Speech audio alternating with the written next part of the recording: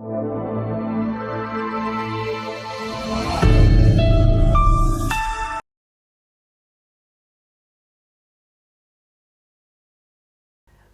स्वागत है मेरे प्यारे बच्चों, आप सभी का आपकी अपनी हिंदी की कक्षा में।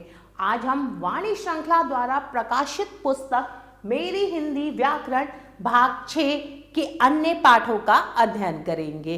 तो चलिए शुरू करते हैं। अब हम शुरू करते हैं पाठ संख्या 15 और पाठ का नाम है पत्र लेखन। पत्र लेखन भी एक कला है। विभिन्न स्थानों पर विभिन्न व्यक्तियों से संपर्क बनाए रखने के लिए इससे अच्छा साधन हो ही नहीं सकता।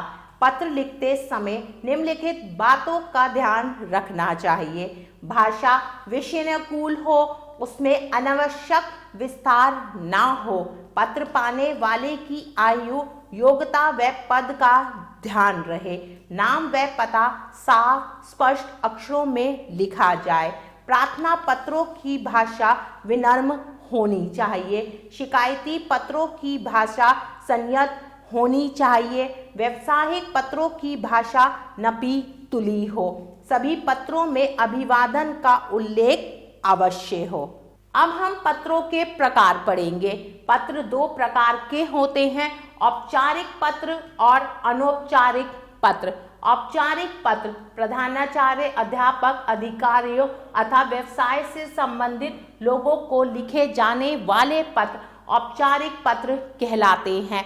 अनौपचारिक पत्र परिवार के सदस्यों, संबंधियों, मित्रों को लिखे जाने वाले पत्र अनौपचारिक पत्र कहलाते हैं। नीचे अनौपचारिक पत्र के कुछ उदाहरण दिए जा रहे हैं, इन्हें पढ़िए और समझिए। अपने विद्यालय के प्रधानाचार्य को आर्थिक सहायता के लिए प्रार्थना पत्र लिखिए। सेवा में श्रीमान प्रधानाचार्य महोदय, ज्ञान भारती विद्यालय, वेदपुरी, हरिद्वार। उसके बाद दिनांक है 5 मई 2025, हम यहाँ लिखेंगे। मान्यवर, सविनय निवेदन है कि मैं आपके विद्यालय की कक्षा 6A का छात्र हूँ। मेरे पिताजी एक छोटी सी दुकान चलाते हैं जिससे उन्हें लगभग 8,000 मासिक आय होती है। हमारे परिवार में 8 सदस्य हैं।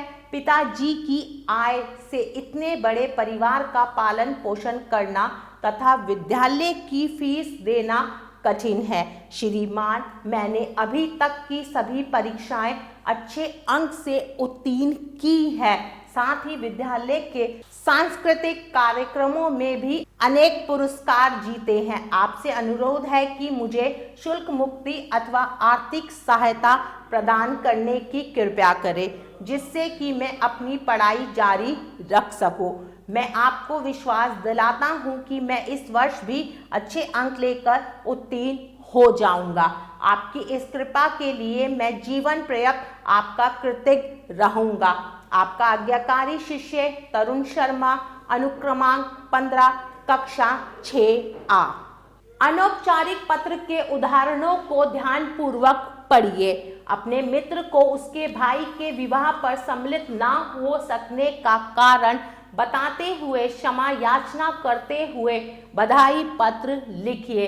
10/1 बैंक स्ट्रीट, गांधी बाग, मुरादनगर, दिनांक 18 अप्रैल 2025। प्रिय मित्र अमन, सप्रेम नमस्कार। तुम्हारा निमंत्रण पत्र अभी अभी मिला है।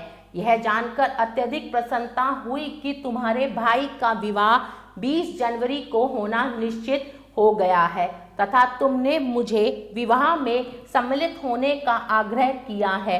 मेरी भी प्रबल इच्छा थी कि मैं तुम्हारे भाई साहब के विवाह में अवश्य सम्मिलित हूँ, परंतु मेरी विवशता है कि उसी दिन मेरे सबसे छोटे मामा जी का भी विवाह है, जिसमें सम्मिलित होना अनिवार्य है। अतः चाहकर भी मैं तुम्हारे भाई के विवाह में सम्मिलित नहीं हो पाऊंगा। आशा है कि तुम मुझे क्षमा कर दोगे। तुम्हारा मित्र आशीष।